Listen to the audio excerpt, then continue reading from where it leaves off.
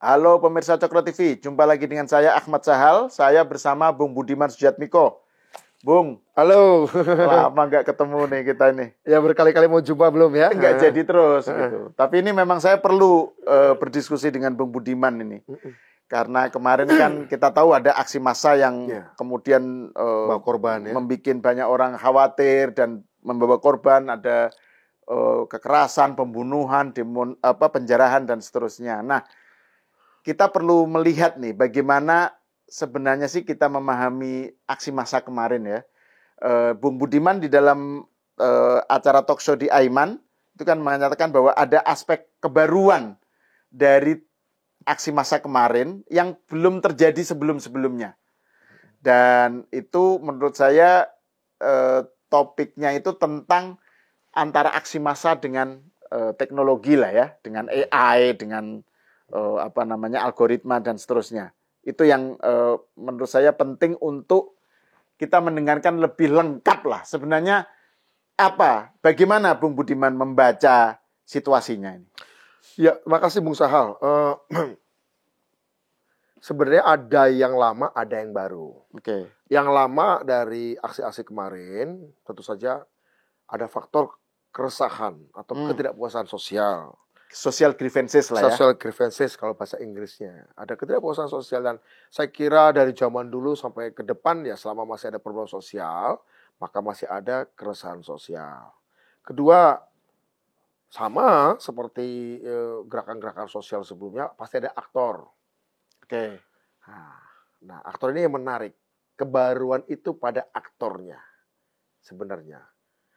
Ketiga, ada crack, ada keretakan di dalam sistem atau minimal miskoordinasi lah. Oke. Yang ini juga kemarin gerakan ini tidak sampai pada tingkatan menjatuhkan pemerintahan. Gagal untuk menjadi gerakan makar yang sukses adalah karena masih ada kekompakan. Ya. Tetapi keresahan sosialnya itu ada tetap, dan itu sebenarnya yang menarik. Keresahan sosial atau ketidakpuasan sosial itu untungnya dalam tanda kutip itu menjadi inti pesan utama Bapak Presiden kita. Ya soal kemiskinan, soal kesenjangan sosial, soal serakanomics yang beliau sering katakan serakanomics. Jadi sebenarnya Bapak Presiden kita itu sejak awal dalam soal kepedulian ketidakpuasan sosial ini beliau tangkap sebagai pesan inti kepresidenan beliau sebenarnya. Sehingga yang menarik apa? Ini adalah gerakan sosial besar yang lahir dari keresahan sosial yang tidak menyasar presiden. Tidak menyasar presiden. Karena susah untuk meletakkan Pak Presiden Prabowo Subianto sebagai faktor menyebabkan ketidakpedulian sosial itu. Karena beliau sudah sejak awal posisinya itu ya. Tapi yang baru, tadi dikatakan, yang baru dari ini apa? Soal ketidakpuasan sosial, ya kan? Biasanya memang di zaman-zaman dulu ketidakpuasan sosial itu akan jadi gerakan atau kerusuhan atau apapun kalau ada aktornya. Oke. Yang baru di sini adalah apa? Yang baru, keresahan sosial itu biasanya adalah sesuatu yang sudah menjadi perbincangan publik. Hanya mungkin nggak ditangkap oleh media utama, tapi menjadi perbincangan publik.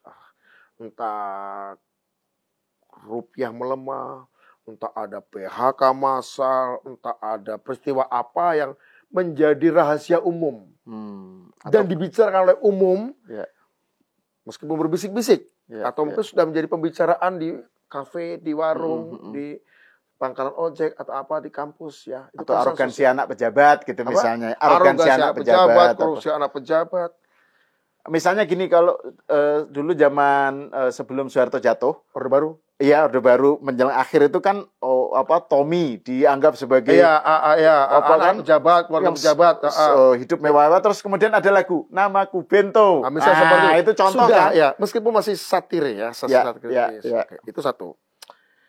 Nah, tetapi itu di masa lampau butuh itu dulu. Butuh ada keresahan meluas dulu yang dibicarakan bareng-bareng. Baru dia kemudian ada aktornya nih. Ada aktornya manusia. Ya. yang kemudian nyusun tuntutan, entah nyusun manifesto, atau nyusun program apa, mengkritik lah. Dengan aktor-aktor yang jelas manusianya, namanya jelas, begitu ya, jabatannya jelas. Di era sekarang ini, yang menarik yang baru adalah, tidak harus dia sudah menjadi perbincangan umum. Cukup dibatin oleh banyak orang, cukup dibicarakan kalangan terbatas, tapi oleh sudah mulai meluas, ya di sini, dia belum menjadi sebuah sabtan. Itu saja sekarang di era media sosial itu tidak harus melewati tahapan dibicarakan rame-rame, dibicarakan diam-diam, tapi asal sudah banyak. Itu untuk menjadi gerakan sosial cepat sekali. Cuma, ini perbedaan kedua. Ya, perbedaan kedua, ada aktornya kan? Entah aktor di sini pengertiannya manusia jelas namanya, alamatnya. Oke. Petisi 50 kah? Ya. Budiman dengan PRD-nya kah? Ya. Adnan Budi Nasution dengan JLBHI-nya kah? Atau gerakan demonstran apa gitu ya? Atau gerakan buruh dan Mokhtar Papahan. Ya. Serikat Buruh Sejahtera Indonesia. Dulu jelas. Ditangkapnya pun jelas. Ya, ditangkapnya ada pengadilannya. Hari ini aktornya tuh tidak harus manusia-manusia dengan nama-nama yang dikenal itu. Kadang-kadang orang-orang yang mungkin tidak dikenal, mungkin nerd, orang nerd tuh apa ya, kurang gaul dengan manusia, tapi mungkin dia punya keresahan yang sama, yang diam-diam gak pernah dia bicarakan, tapi dia punya kemampuan untuk mengangkat itu menjadi persoalan sosial karena dia punya akun sosial, dia punya akun media sosial. Dia punya akses pada teknologi yang memungkinkan dia menangkap keresahan-keresahan yang banyak tersebar itu meskipun belum meluas. Belum terbuka tapi sudah tersebar ke dalam setiap individu. Loh, nangkapnya dari mana sih? Nangkapnya dari postingan tweet orang-orang ini. Nangkapnya dari postingan IG orang-orang ini. Nangkapnya dari postingan TikTok orang-orang ini. Ya, itu bisa ketangkep, Sahal. Bisa ketangkep. Oh, orang yang sering posting kayak gini, itu kira-kira dia akan mudah ke-trigger, kepicu emosinya kalau isunya adalah kesenjangan. Kalau isunya adalah flexing, pamer, gaya hidupnya elit yang memang sudah pada tingkatan tidak bisa ditolerir gitu ya. Dan segala macam ya. Sehingga ini ya kebaruannya, aktornya belum tentu orang terkenal. Bahkan belum tentu sepenuhnya orang gitu ya. Belum tentu sepenuhnya orang, makanya saya sebut bukan aktor tapi faktor. Bukan aktor tapi faktor. Apa itu? Sekarang untuk menggali keresahan-keresahan ini cukup kok. Saya dengan generative AI. Apa sih yang paling saya tanya? Coba, apa sih yang lagi dimeresahkan oleh rakyat Indonesia perbincangannya dalam 3 bulan terakhir ini? Langsung bisa tangkap apa yang ada di Twitter, apa di TikTok, apa yang ada di IG. Keresahannya adalah soal pekerjaan. Keresahannya adalah pamernya para pejabat. Keresahannya adalah soal apa? Ditulis. Oke, buatin aku dong narasinya dan buatin aku tuntutan yang pas. Itu bisa dibuat sekarang, ditanyakan aja pada generative AI. Entah ChatGPT, entah Gemini, entah Meta, entah DeepSeek, terserah lah ya merek-mereknya ya. Ya, apapun lah ya. Tapi artinya generative AI itu kan. Kalau perlu pakai Sora, pakai Manus. Buatin dong langkah-langkahnya supaya ini menjadi sebuah gerakan. Maka dia akan crawling semua teori gerakan sosial tadi kita sebut ya.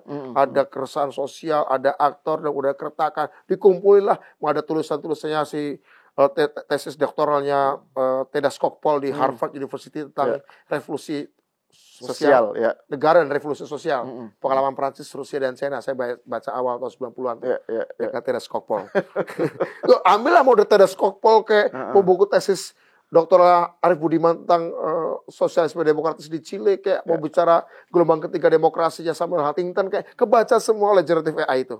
Yang kita baca tahun 90-an sebelum bikin PRD, buku gelombang ketiga demokrasinya Samuel Huntington. Oh, syaratnya harus kayak gini. Langsung paket singkat tapi cukup komprehensif. Buatin tuntutannya seperti apa setelah AI, setelah TikTok, setelah ini membaca keresahan di Bandung. Keresahan ada demonstrasi kecil di Jogja jam sekian pada hari ini. Kira-kira apa ya tuntutan yang bisa mengakomodir mereka? Bisa sampai pada tingkatan stimulus yang sifatnya merangsang kemarahan. Tapi ada satu yang untung, Bung Sahal, di tengah keresahan ini, ada sekelompok orang yang mencoba crawling, tapi isinya sangat produktif. Yaitu tuntutan 17+8 itu. Oke. Ada kan, muncul kan 17+8. Itu kan dari crawling dari media sosial. Itu penerjemahan dari keresahan sosialnya secara produktif, secara konstruktif. Itu bagus. Itu bagus. Artinya ada juga aspek positifnya. Tidak perlu ada rapat. Kalau dulu kita mau demonstrasikan rapat dulu di LBH, LSM ini, Ormas Buruh ini. Takut ada intel. Atau intel. Rapat dulu kan, debat dulu kan, siapa komandan lapangannya. Kalau sekarang nggak perlu, cukup crawling dari media sosial, teman-teman tuh bisa, kita ambil yang produktif, sehingga menjadi tuntutan 17+8. Itu penerjemahan yang konstruktifnya. Saya harus berterima kasih pada itu. Kita semua harus berterima kasih karena dia mencoba untuk menjaga rasionalitas dari keresahan ini. Tapi kalau yang lain, kalau tiba-tiba mengatakan, maaf, apa tingkah laku Sahroni, Pak Sahroni, apa tingkah laku Uya Kuya, apa ya tingkah laku Eko Patrio misalnya. Dimunculkan, kemudian ini tingkah lakunya, berita yang muncul seperti ini, terjemahkan dong itu menjadi sebuah seruan ajakan aksi, terjemahkan dong itu menjadi sebuah seruan tuntutan yang sifatnya emosional terkait dengan perilaku mereka yang diekspos di media karena joget-joget yang sebenarnya tidak semuanya berhubungan dengan keresahan ini. Ternyata joget itu, gerak joget itu, secara visual bisa dilacak bahwa ini bisa menstimulus kemarahan. Gerakan joget yang nggak ada hubungannya dengan korupsi, ya nggak ada hubungannya, gitu ya. Aduh, terjemahkan itu menjadi pemicu keresahan sosial sangat bisa. Sangat bisa. Ambil dari sumber-sumber yang dark ya, bisa kumpulkan. Tapi karena orang itu punya akun media sosial dengan banyak followers. Saya mau ambil contoh, ada seorang teman. Dia pernah memunculkan sebuah isu. Untungnya konstruktif isunya. Yaitu isu banyak mahasiswa kita yang dapat LPDP, beasiswa dari negara, tapi gak mau balik. Pernah kan rame kan 2 tahun lalu? Pernah ya? Ya. Orang itu cerita ke saya. Itu awalnya saya berbincang dengan robot-robot saya. Berbincang dengan robot-robot saya. Dan setelah itu, yang organik, yang organik ikutan. Ikut nimbrung. Ya.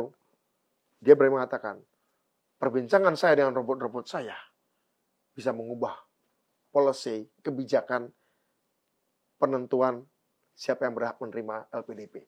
Syarat-syaratnya apa? Syaratnya harus bisa pulang ke Indonesia karena mereka pakai uang negara. Perbincangan ini bisa membuat sebuah policy negara berubah. Untungnya untuk sesuatu yang bagus. Untungnya untuk sesuatu yang bagus. Kalau dipakai untuk sesuatu yang bahaya, nah, makanya tadi untungnya ada yang merumuskan 17+8. Coba dikanalisasi. Tapi kalau kemudian ada yang bermain, tujuan memang bukan untuk perbaikan, memang ingin bikin rusuh dan resah saja. Bisa macam-macam. Ini ya kebaruan yang saya lihat, Bung Sahal. Oke. Ya. Nah, kalau aspek grievances tadi ya, yang ketidakpuasan sosial itu kan sesuatu yang real, ya kan? Iya, masih ada. Tetapi ada juga sesuatu yang juga bisa muncul karena penyebaran informasi palsu. Misalnya dalam kasus Bu Sri Mulyani. Itu sebelumnya itu kan ada muncul deepfake ya, yang pokoknya ada Sri Mulyani bilang guru adalah beban negara. Dan ada videonya ya? Iya. Video yang ngomong gitu. Padahal itu deepfake kan? Iya kan? Itu kan kemudian memunculkan kemarahan. Ya. Dan akhirnya ujung-ujungnya SMI rumahnya dijarah gitu loh. Iya. Ya kan? Nah, ini jadi kalau kita lihat begitu, Bung, itu jadi gimana nih kita menavigasi antara bahwa di satu sisi memang ada grievances yang real yang harus diselesaikan, tapi di sisi lain ada hal-hal yang bisa di-create dengan cara-cara yang seperti itu, tapi ujung-ujungnya itu menimbulkan sesuatu yang entah itu violence, entah itu penjarahan dan seterusnya, yang itu kemudian ya perusakan fasilitas umum dan seterusnya ya. Ini bagaimana menavigasi antara dua hal ini, antara teknologi yang sedemikian canggih dan bisa seperti itu dengan aspirasi sosial yang juga banyak sekali faktor-faktornya gitu. Gimana itu? Ya, Ini mungkin juga menarik untuk pertanyaan menarik ya. dikaitkan dengan sekarang bidang yang Bung Budiman tangani, yaitu soal kemiskinan. Ya. Gitu. Ya. Karena kan grievances itu juga salah satu penyebabnya kan soal kemiskinan kan. Ya. Gimana itu ini kan menarik. Menavigasinya itu. Ada satu buku yang sangat seksis yang saya baca waktu saya di penjara. Buku itu sangat seksis, saya nggak terlalu suka karena sangat seksis. Women from Venus, Men from Mars. Ya. Itu ada terjemahannya juga. Ada terjemahannya ya? Juga kok. Ya, saya dikasih oleh mantan saya dulu waktu di penjara. Karena saya nggak pernah pacaran, dikasih buku itu untuk mengatakan gini loh cara berkomunikasi dengan perempuan. Oke. Buku itu sangat seksis sih. Saya tidak terlalu setuju standpointnya ya. Tapi ada satu menarik. Saya ingin mungkin kalau harus buku kira-kira mau ngomong kayak gini. Messages are from Venus. Messages are from Venus. Intellectual are from Mars. Apa sih yang from Venus itu? Iya. Massa itu dari planet Venus. Pemimpin itu atau intelektual itu dari planet Mars. Ketika seorang pemimpin punya keresahan, pemimpin yang rasional punya keresahan, maka yang dia tunggu apa? Yang dia cari jawaban solutif atas masalahnya. Linear antara jawab pertanyaannya dengan jawabnya linear. Ya. Itu orang rasional kan gitu ya? Orang rasional gitu ya. Tapi kalau massa dikasih jawaban rasional, nggak bisa nerima. Ada dua. Mereka hanya ingin didengar, dan kedua, mereka hanya ingin mendengar jawaban yang ingin mereka dengar dalam keadaan massa yang teragitasi. Mereka hanya ingin didengar atau apa ya? Didengar dan kemudian dapat jawaban memang sudah. Aku ingin dapat jawaban ini. Kalau jawabanmu serasional apapun, kalau menyampaikan sesuatu yang nggak ingin gue dengar, gue nggak mau dengar. Malah bisa memantik emosi. Bisa memantik emosi. Ujungnya bisa ad hominem, bisa menghina orang yang memberikan jawaban benar itu. Sebenarnya dia yang mengatakan, aku nggak butuh solusimu. Aku butuh kamu mendengarku minimal. Kedua, kamu memberikan solusi seperti yang aku minta. Oke? Jadi massa itu dari planet Venus, pemimpin itu dari planet Mars. Gitu, kira-kira gitu ya. Kita abaikan standpoint seksis dari buku itu. Tapi itu saya ingin mengatakan di Bung Sahal. Saya kemarin diskusi debat di satu televisi bersama Bung Aiman. Ketika ada pengamat politik Pak Pangi ya. Bukan Pange, Pangi ya. Iya, Pangi. Pangi Sarwi ya. Berbicara soal kesan-kesan. Oke. Dia mau tanya, ini saya akan debat ya. Nah, ini bahasa yang rakyat tahu Pak Budiman. Oke. Dia memakai bahasa yang rakyat tahu. Rakyat dalam pengertian bukan rakyat massa sebenarnya. Dia bukan berbicara rakyat. Dia bicara tentang massa. Bahkan mungkin berarti kata itu seperti kata crowd. Oke. Ketika aku berikan jawaban, oke, masalah kesenjangan, kemiskinan, ada jawabannya. Kita perjuangkan aja undang-undang perampasan aset. Kita perjuangkan aja undang-undang sistem penggajian nasional. Kita perjuangkan aja sistem penggantian saham atas buruh yang dipecat karena mekanisasi. Bukan sekedar pesangon. Saya coba kasih jawaban rasional itu. Tapi ditolak. Karena apa? Karena yang jawaban saya, dan saya itu objektif, untuk mengatasi kesenjangan sosial, mengatasi keresahan sosial. Tapi panggung itu kan adalah panggung perdebatan untuk menciptakan sensasi. Bukan untuk menyelesaikan masalah esensinya. Dalam keadaan seperti itu gimana? Masalahnya dengan pergerakan bukan cuma hari ini, dari zaman dulu juga selalu massa itu kerumunan itu selalu emosional kan. Cuma dulu itu agak repot untuk menyebarkan sensasi. Harus nyetak selebaran, harus bikin grafiti. Malam-malam ngecat grafiti di tembok, nyebar selebaran dicetak seperti kita dulu ya. Kalau sekarang enggak. Anda cukup di sebuah bungalow musim panas di Santorini, Yunani. Dengan handphone, dengan generative AI, sampai ngeliatin semua video-video di YouTube, keresahan demonstrasi di Jogja, demonstrasi di Makassar. Saya bisa diskusi sebenarnya tadi. Oke, setelah ini so what? Isu apa yang bisa memantik ini lagi? Sangat bisa. Saya nggak perlu mikir, saya hanya perlu bertanya. Dia kasih jawaban mesin itu. Saya mengatakan apakah itu persis yang terjadi kemarin, Mungkin belum.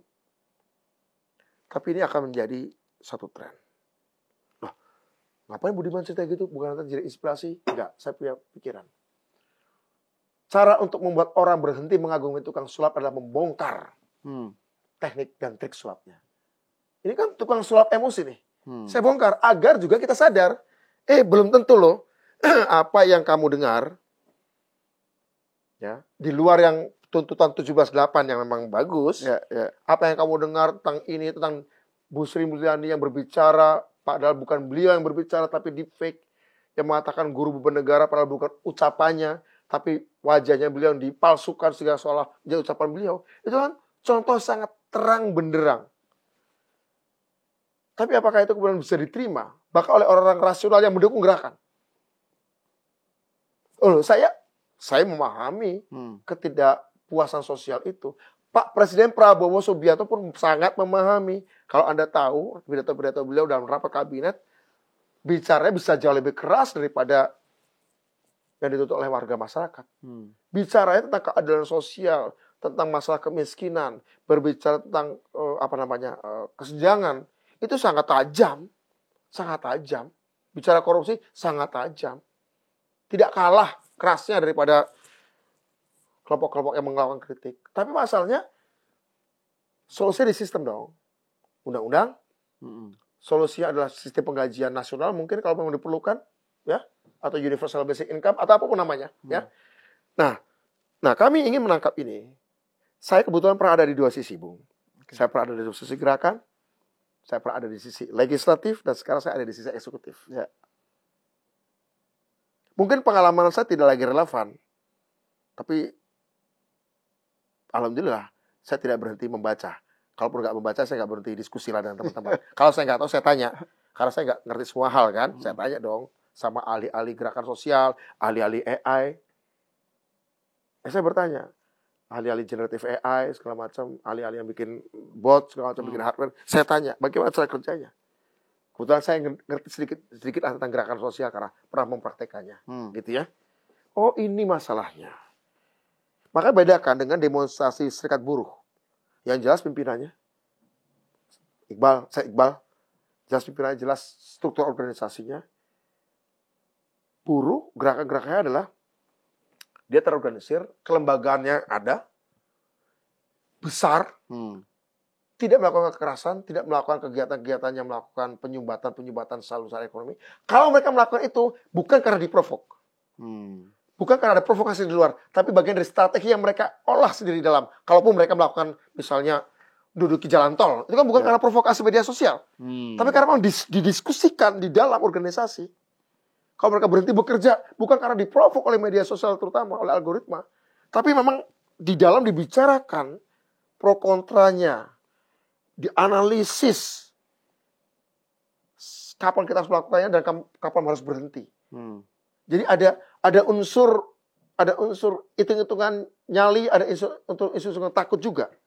Karena manusia mendiskusikannya. Kalau AI kan nggak ada rasa takut. Ini juga misalnya yang terjadi dulu waktu PRD itu juga ada hitungan-hitungan itu. Ada hitung-hitungan. Kalau kita bikin kayak gitu tahun 80-an ya konyol. Pak Harto masih kuat. Kita udah ngitung, ini Orde Baru sudah 30 tahun lebih. Masa kadaluarsanya sudah dilewatin. Mau dibela kayak gimana pun sudah irrelevan secara sejarah. Jadi kalau kami muncul, sebenarnya yang nampak kuat hanya nampak di permukaan aja, tapi sebenarnya udah keropos. Crack-nya sudah banyak terjadi. Kita sudah melihat crack, kita sudah melihat retakan. Kita melihat bukan cuma social grievances among the people, tapi bahkan personal grievances among the elite. Bukan sekedar keresahan sosial di kalangan rakyat awam, tapi juga keresahan personal di kalangan elit. Yang sudah berpikir, kok Pak Harto jadi presiden lama terus sih? Gua kan pengen jadi presiden dong. Elit kepentingan vested interest, elit juga sudah tidak terpuas oleh sistem yang sudah melewati masa kadaluarsa. Dan itu kan dibicarakan, kita diskusikan. Karena apa? Karena kita ingin berhasil perjuangan ini. Perjuangan ini ingin berhasil dan kami tetap selamat. Kan begitu. Ada persoalan survival kami harus diperhatikan, selain juga hal-hal esensial yang ingin kami capai.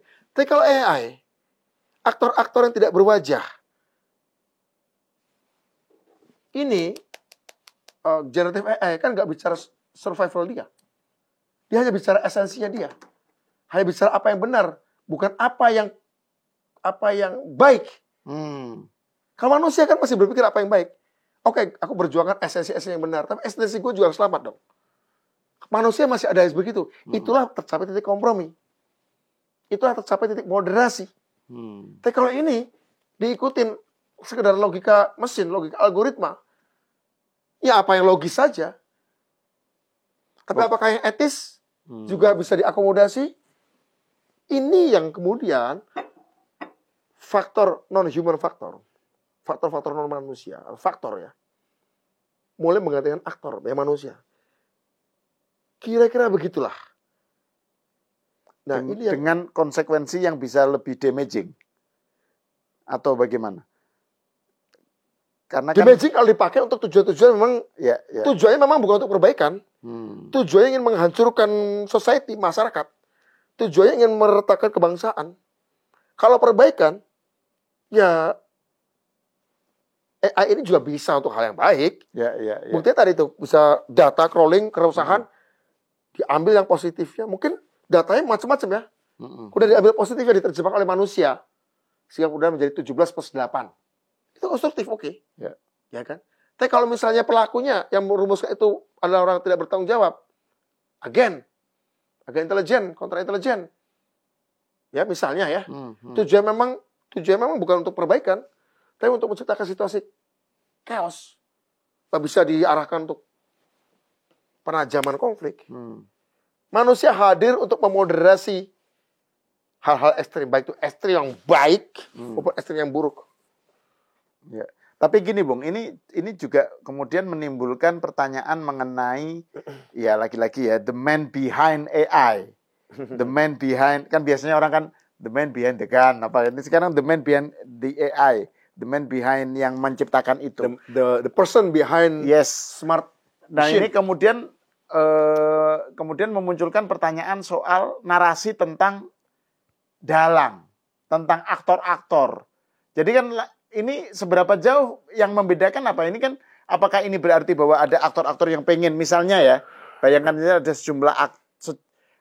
sejumlah orang yang pengen Indonesia mengalami chaos sehingga dia bisa memanfaatkan, kan kalau kata Game of Thrones itu kan the chaos is the ladder. Chaos adalah tangga gitu kan. Kekacauan adalah tangga gitu. Peter Baelish yang ngomong gitu kan. Nah, itu kemudian dipakai sehingga dia berkuasa atau terjadi pergantian elit atau apa. Nah, ini gimana bacaan Bung Budiman terkait dengan soal itu? Karena kan di dalam talk show-nya Aiman kan juga Ferry Irwandi bicara mengenai kalau mau menelusuri dalangnya itu gampang karena tinggal cari aja jalan ada, tapi apakah gampang? Hashtag dan seterusnya. Poinnya adalah apa yang khas dari peranan AI ini kalau kemudian ujung-ujungnya lari ke orang-orang juga gitu. Gimana menurut Bung? Jadi gini, ini menarik ya. Jadi gini, soal ditelusuri dari hashtag bisa ditelusuri ya. Gini, ditelusuri berarti ada jalan kan? Ya, ada jalan dong. Masalahnya, jalannya sudah saling tumpang tindih, saling bersimpang. Ya kalau bisa jalan, nggak ditutup. Iya. Bisa dibuka, oke, jalan-jalan. Tapi apakah ketika jalan juga itu mencapai tujuan? Kalau jalan itu sudah jadi labirin? Misalnya sebuah gudang. Gudang ini di sisi saya. Gudang itu di sisi kamu. Ada pintu. Wah, setelah tertutup, nggak bisa jalan. Buka aja. Pasti ada jalan sampai sana. Oke, kita buka. Ini jalannya nih, sudah ketemukan. Oke, buka. Masuk. Tapi ternyata jalan itu juga labirin. Jalannya juga labirin. Apakah tujuan menjamin ke sana? Apa bedanya pintu itu ditutup, pintu itu dibuka, tapi jalannya labirin? Apa bedanya? Apa bedanya? Karena begini, bahkan bisa jadi ada satu kelompok yang memulai. Ya. Satu kelompok memulai. Apakah kelompok memulai selalu bisa mengontrol sampai akhir? Saya bisa ceritakan banyak peristiwa sejarah. Yang awalnya diniatin untuk suatu tujuan, tapi dalam perjalanannya bisa membelok kemana-mana. Ya. Di-intercept. Ya. Di-intercept. Bisa intercept apa dipotong kemudian dibelokkan, bisa. Ada yang ikut nimbrung lah ya. Ada yang ikut nimbrung jelas. Ada yang chip in istilahnya Ibaratnya tuh. kalau gerakan sosialnya terpimpin dan terorganisir, bukan spontan, jelas pimpinannya, jelas organisasinya, akan ada yang mencoba masuk, tapi bisa diminimalisir sejak awal. Seperti saya katakan tadi, gerakan buruh di mana-mana namanya gerakan buruh, ya. Kalaupun ada chaos, itu bukan karena hasil provokasi dari pihak luar atau orang nitip, orang intercept atau orang nyusup. Itu bisa karena bagian dari strateginya. Itu taktik. Memang bagian dari taktik yang disadari dari hitung gitu. At least kita udah tahu siapa yang bertanggung jawab, misalnya kayak gitu ya. Misalnya kita udah tahu siapa yang bertanggung jawab. Tapi dalam situasi yang masa tidak terpimpin, yang spontan itu udah dituntun oleh tadi instruksi alamat rumahnya. Coba bayangkan, muncul nih berita ya. Pejabat ini nari-nari, pejabat ini harta sekian, pejabat ini bimbing perhatian apa. Tiba-tiba muncul alamat mereka dan nomor telepon mereka. Itu apa artinya? Itu kan sebuah instruksi untuk ini tempatnya. Jelas apa yang membuat kamu resah, jelas alamatnya. Sikat. Sangat berbahaya sekali nih, Bu. Dan nggak jelas ininya. Oke, bisa ditelusuri. Mungkin bisa ditelusuri sampai tingkat tertentu, jedar. Tapi ketika di intercept pihak lain, apakah yang inisiator pertama itu bisa diminta pertanggungjawaban? Bisa kalau mau cari kambing hitam. Bisa kalau mau mencari kambing hitam. Jadi satu jalan yang dibuka dan belum tentu sampai berujung, kemudian itu dianggap juga penanggung jawab seluruhnya, itu namanya mengkambing hitamkan. Ya. Sama saya pernah gitu juga kan. Hanya karena saya bikin dengan teman-teman deklarasi PRD tanggal 22 Juli. 27 Julinya ada kerusuhan yang memprotes penyerbuan kantor PDI. Sementara kita buat manifestonya jelas, ketuanya saya, CJ Petrus dan lain-lain. Di Uber. Karena kita dianggap aktor intelektual. Tapi apakah kita yang mau melakukan kerusuhan itu tidak? Bahwa kita mau membela, iya. Tapi apakah tujuan kita membakar bis tingkat di depan RSCM? Apakah tujuan kita membakar kantor Departemen Pertanian atau Departemen Sosial waktu itu di Salemba? Atau tempat-tempat mana lagi? Kan enggak. Artinya apa? Mengatakan bahwa hashtag tertentu memulai dan itu bisa ditelusuri. Pertama, belum tentu bisa ditelusuri kalau itu labirin. Kecuali bisa dibuktikan sebaliknya. Kecuali ada pembuktian sebaliknya ya. Mungkin saya salah. Tapi kalau dia mentok, karena ada intercept yang lain, yang bisa jadi interceptnya adalah dari media sosial, unggahan media sosial, dari AI, yang aktornya adalah bukan sepenuhnya manusia, kan nggak bisa disalahin. AI nggak bisa dihukum. Kan nggak bisa dihukum kan? Oh, sampai sekarang aja Bjorka juga siapa kita nggak tahu. Ya kan? Bjorka siapa aja kita nggak tahu. Ya. Deep Throat, Jamaah Watergate yang membocorkan ada skandal Watergate aja. Maupun akhirnya datang tapi udah meninggal kalau nggak salah. Dibongkar setelah udah meninggal. Namanya siapa? Deep Throat. Dari Deep Throat ke Deep Fake. Ke Deep Seek juga. Kan? Iya kan? Itu juga nggak bisa. Kalaupun ada tindakan hukum, akan dianggap yang pertama menjadi penanggung jawab seluruh rangkaian. Padahal mungkin niatnya tidak. Niatnya memang ingin sekedar mengkritik DPR secara keras aja. Mengkritik DPR secara keras kan bukan tindakan yang punishable, bisa dihukum. Ya. Saya ingin mengatakan, mencari dalang itu ada dalam era sekarang, dalang yang sesungguhnya itu rumit. Yang harus dilakukan cuma dua aja. Selesaikan keresahan sosialnya, selesaikan ketidakpuasan sosialnya, social grievances-nya, selesaikan kemiskinan. Yang saya bisa pastikan Presiden Prabowo Subianto dalam posisi itu. Kedua, rapikan gerakannya. Disiplinkan gerakannya. Dan berhenti memuja-muja tindakan kekerasan. Sorry, ini yang pertama ini kan diadreskan ke pemerintah. Selesaikan social grievances-nya. Ya, saya bagian dari pemerintah. Iya, bagian dari pemerintah. Tugas saya itu, tugas kami. Yang soal rapikan gerakan ini maksudnya arahnya ke siapa ini? Ke teman-teman pengunjuk rasa yang sangat legitimate untuk diunjuk rasa. Sangat sah, hak demokrasi, dan Presiden mengatakan dalam konferensi pers ya, tuntutan-tuntutan yang disampaikan, ya kita akan akomodasi, kita akan selesaikan. Ya, saya kira itu merapikan gerakannya. Ambil contoh gerakan buruh lah. Gerakan buruh itu bisa megang kendali. Kalau kita tahu pemegang kendalinya, ya kita bisa ngobrol. Kita bisa ngobrol. Sekarang kamu ngobrol dengan siapa? Faktor-faktor yang non-human itu siapa yang mau kita ajak ngobrol? Ini yang sependek pengetahuan saya, dan ini bukan hasil omongan saya.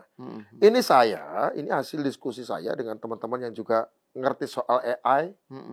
Mungkin kurang ngerti soal gerakan sosial. Saya relatif mempelajari itu, bahkan pernah mempraktekannya, begitu ya.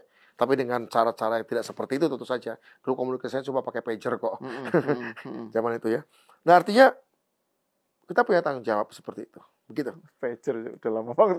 Zaman Bian ya, pager ya. Ya, nah tapi gini, kalau menyelesaikan social grievances itu kan butuh waktu lama, ya kan? Artinya itu program yang nggak bisa instan. Sementara kan ini masalah ada social grievances yang politis, ada ekonomis. Itu gimana cara? Selesaikan politisnya dulu. Politisnya apa selesaikannya? Dan sudah dilakukan. Tidak ada lagi penaikan tunjangan. Itu keputusan politik. Ya. Apalagi? Terus itu undang-undang perampasan aset. Undang-undang perampasan aset itu kan politis. Seberapa serius itu akan diinikan? Dari zaman Pak Jokowi sampai sekarang sangat serius. Kenapa Pak Presiden mengundang ketua-ketua umum partai? Ibu Mega yang di luar pemerintahan, Pak Surya Paloh ketua umum partai yang punya saham di parlemen. Ya. Tapi tidak semuanya ada di kabinet kan? Ya. Bu Mega dari PD Perjuangan yang tidak ada dalam kabinet, Pak Surya Paloh yang Nasdem juga tidak dalam kabinet, tapi ada dalam DPR. Berbicara langsung dan berbicara tentang itu. Instruksikan, tolong diinstruksikan agar fraksinya mau memperjuangkan itu. Kira-kira begitu. Dan itu dari dulu zaman Pak Jokowi kan mentok terus. Pak Prabowo mentok, maka ini sekarang mau lakukan. Saya kira Pak Prabowo udah bertekad betul soal itu. Sebelum dilantik, beliau pernah ngobrol-ngobrol dengan saya dan beberapa teman ya di rumah beliau waktu itu, di rumah dinas beliau sebagai Menhan. Beliau bicara, ini percuma saya nanti punya program-program baik, makan bergizi gratis, sekolah rakyat, koperasi desa merah putih.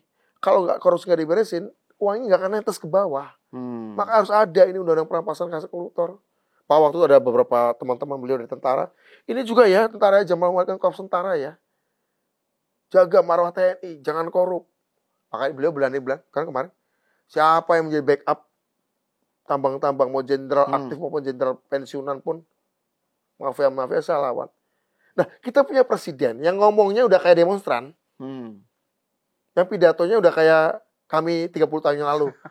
Mirip kalau lihat pidato Pak Prabowo, wah nih, kayak gue 35 tahun yang lalu. Tapi oke. Artinya ide yang pernah kami suarakan dulu, sekarang udah ada dalam center of gravity, pusat gravitasi kekuasaan di Republik ini. Sudah ada piring kebijakannya. Kan ini bisa menyelesaikan banyak soal tanpa harus berdarah-darah. Kan begitu ya? Ya menurut saya yang seperti ini silakan kritik implementasinya boleh, tapi bukan serang nilainya. Alhamdulillahnya memang tidak ada serangan baik ke presiden. Ya tinggal sekarang bagaimana DPR-nya menyelesaikan ini, undang-undang perampasan aset tadi, para koruptor, kemudian soal tunjangan sudah dihentikan kan? Ya. Oke. Terima kasih atas tuntutan-tuntutan yang masuk akal dan etis itu. Terima kasih pada para pengunjuk rasa. Terima kasih. Yang kita tidak terima kasih adalah mereka yang melakukan penyerbuan, penjarahan. Ya, dan perusakan fasilitas umum ya. Dan pribadi. Serangan ya. Serangan pribadi pada rumah-rumah pribadi. Saya akan kritik gaya hidupnya, saya akan kritik fleksinya. Silakan. Tapi jangan sampai kayak gitu. Menurut saya. Nah, tadi kan ada dua hal nih soal grievances yang sudah sedang dan akan diadres oleh pemerintah ya dengan kebijakan-kebijakan. Terus kemudian soal merapikan barisan si aktornya. Nah, tapi ada hal lain yang juga tidak kalah penting, yaitu peranan AI, ini kan kombinasi yang baru kan tadi kan gerakan massa dengan AI kan, dengan teknologi mutakhir lah. Nah, seberapa jauh ini kayak gini nih bisa di-contain, bisa dikontrol damage negatifnya. Contohnya tadi soal deepfake. Itu yang menyulut salah satu yang nyulut kan. Nyulut itu artinya. Betul. Sementara itu kan sifatnya bukan sifatnya kan ini global. Misalnya hoax nyebar itu kan bukan hanya khas Indonesia, di India pernah kan gara-gara hoax sekian ratus rumah terbakar, betul. korban luar biasa. Konflik agama ya? Iya. Sapi ya, soal sapi ya? Apa lupa saya ininya itu. Terus tapi artinya kan hoax, deepfake terus kemudian macam-macam lah. Itu gimana dan semakin berkuasa kan ini, semakin menguasai benak masyarakat gitu loh, AI, algoritma dan lain-lain. Gimana Bung itu? Ada solusi jangka pendek. Oke. Yang kamu tanya solusi jangka pendek atau jangka menengah? Iya, enggak, maksudnya gimana mengkontennya, mengendalikannya gitu. Jangka pendek dong. Oke, dari jangka pendek dulu dong. Tidak ada cara mengkonten itu kecuali negara harus ketat mengontrol. Satu, regulasi ya. Apa? Maksudnya mengontrol itu pengertiannya regulasi. Regulasi. Dan kedua, ya dalam keadaan darurat, ya kemarin sempat dihentikan kan, live TikTok. Anda bayangkan, Bung, Anda di demonstrasi, Anda live, kemudian demonstrasi ada kekerasan, ada umpatan. Itu kan memancing adrenalin semua yang nonton di TikTok ya. Iya. Wih, ada menteri ini dimaki-maki. Itu ada live TikToknya, barang-barangnya, pribadinya yang gak pernah saya punya, tiba-tiba, didapat ya orang-orang ini ya, terambil. Itu menginspirasi nggak untuk orang melakukan kejahatan yang sama? Oke? Setelah itu yang bikin live TikTok, ada yang chip in, gift, kasih. Ada yang sampai 5 jam tuh bisa dapat 20 juta gift-nya. Artinya apa? Menyiarkan secara langsung beberapa tindakan yang bisa mengancam orang dan memberi inspirasi. Sekarang aja kan ada orang kecelakaan aja di blur ke wajahnya kan. Ini bisa loh. Semakin lama, semakin banyak nonton, semakin seru kejadiannya. Semakin tragis, semakin dramatis kejadiannya. Semakin memancing pengetahuan orang. Semakin lama durasi yang nonton, kebutuhan dari nonton. Yang memfilmkannya juga adrenalin yang naik. Dapat insentif namanya gift. Dapat uang 1 juta, 2 juta, ada yang 5 jam berapa belas juta. Ini kan, aku dapat keuntungan juga nih. Siaranku banyak yang nonton, viewersnya banyak. Artinya apa? Insentif modelnya ada, secara rasional namanya duit, giveaway. Kemudian aspek emosionalnya ada, adrenalin orang-orang yang nonton, melihat rumah mewah runtuh. Melihat mobil mewah diinjek-injek kemudian digulingkan. Itu kan adrenalin, Bung. Iya. Itu kan adrenalin. Ya, kalau dulu cuma lihat ban dibakar, wah itu kan seperti ya. Itu adrenalin. Dapat insentif model live TikTok. Pemerintah melakukan stop live TikTok. Melanggar demokrasi? Oke. Melanggar. Itu harga harus dibayar. Pertanyaannya, dalam keadaan seperti itu, tindakan rasional apa yang bisa dilakukan? Menurut saya yang dilakukan pemerintah rasional. Melanggar hak orang atas informasi, yes. Tapi informasi seperti apa? Apa disayarkan benar nggak? Benar. Bukan disinformasi. Ketika rumah dijarah, bukan disinformasi, bukan misinformasi. Bahkan informasi benar sekalipun. Informasi benar sekalipun ketika dikonsumsi, apakah itu bawa kebaikan? Hal-hal seperti ini yang menurut saya etika dalam AI, apalagi generative AI, rasanya belum ada. Rasanya belum ada. Maksudnya belum ada di tingkat Indonesia atau secara umum? Even di dunia sekarang kan kemarin Cina lagi mau merumuskan lewat konferensi AI sedunia di Shanghai. Ada etika tentang AI, bahwa AI teknologi harus disebar, jangan dimonopoli negara tertentu atau perusahaan teknologi raksasa tertentu gitu ya. Sementara Amerika punya cara pandang yang lain. Amerika melihat ini sebagai sebuah perang, sebagai sebuah cara untuk mempertahankan hegemoni Amerika. Itu dari dunia saja sudah berbeda. Ada hubungan dengan geopolitik juga ini. Ya, jadi hal sederhana yang kamu lakukan juga ada hubungan dengan geopolitik gitu ya. Nah, saya coba melihat itu. Oke, saya coba rangkai. Kira-kira titik optimalnya di mana? Sambil tetap menghargai melaksanakan tuntutan-tuntutan yang adil dari para pengunjuk rasa, bukan tindakan-tindakan emosional dari para perusuh. Begitu, Bung.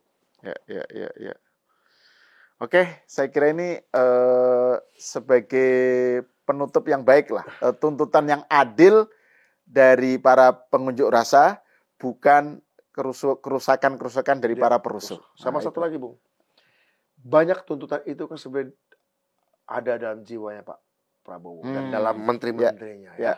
Keadilan, kesejahteraan sosial yang sudah merasakan. Artinya sebenarnya para pengunjuk rasa ini sahabat dan kawan ideologis ya. Dari pemerintah ya.